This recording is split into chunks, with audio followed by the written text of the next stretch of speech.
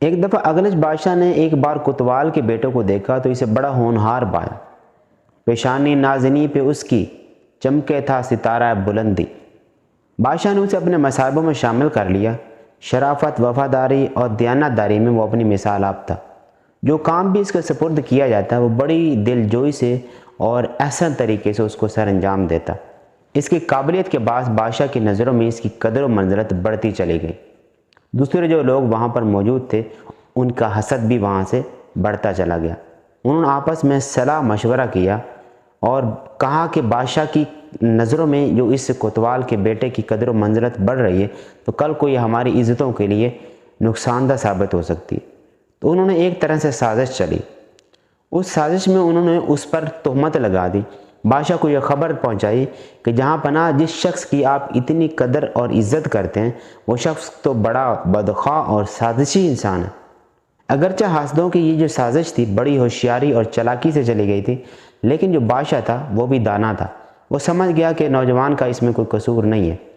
بادشاہ نے نوجوان کو بلایا اور یہ نہیں کہا کہ یہ تم پر الزام لگا، بلکہ بادشاہ نے یہ کہا کہ لوگ تمہارے بارے میں یہ بات کرتے ہیں، تمہارا اس بارے میں کیا رائے ہے، تم کیا کہتے ہو؟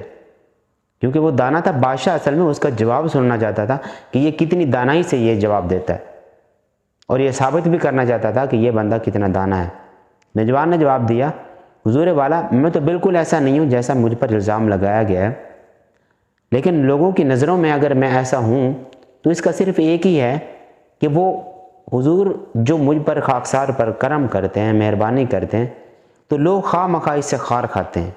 جس طرح سورج کو دیکھنے کی اگر ننگی آنکھ میں سکت نہ ہونا تو سورج کو بولا برا نہیں کہہ سکتے، سورج کا اس میں کوئی گناہ نہیں ہوتا، بلکہ ہماری آنکھوں کا ہی ہوتا ہے کہ ہم اگلے کی قدر و منزلت کو، اس کی طاقت کو یا اس کی شانائی کو ہم برداشت نہیں کر رہے ہوتے۔ دوسری طرح سے حاسدوں کا بھی یہی معاملہ ہے، جب کسی کی اچھائی دیکھتے ہیں، کسی کو اچھا سمجھتے ہیں۔ اچھا ایک بات اس میں یہ بھی بتاؤں، حسد بندہ صرف وہی کرتا ہے جو اگلے کی اس کوالٹی کو اپنے سے بہتر سمجھتا ہے۔ اس پر صرف جب وہ اس کا مقابلہ نہیں کر پاتا، مطلب جب اپنے آپ کو اس کے لیول تک وہ لے کے نہیں آ سکتا، اس وقت وہ اسے حسد شروع کر دیتا ہے۔ اب مثال کے طور پر ایک بندہ بڑا عقل مند ہے، وہ عقل مند ہے، اس کو اللہ تعالیٰ نے عقل دی ہے۔ اب دوسرا بندہ جو حسد کرتا ہے وہ اس جیسا عقل مند نہیں ہے، نہ بننے کی کوشش کرتا ہے، نہ اس کو ایڈمائر کرتا ہے، نہ اس کی تعریف کرتا ہے، تو وہ سوائے حسد کے اور کیا کرے گا؟ لیکن ایکچول میں در حقیقت جو حسد ہوتا ہے وہ خود کو ہی نقصان دیتا ہے، خود کو ہی جلاتا ہے۔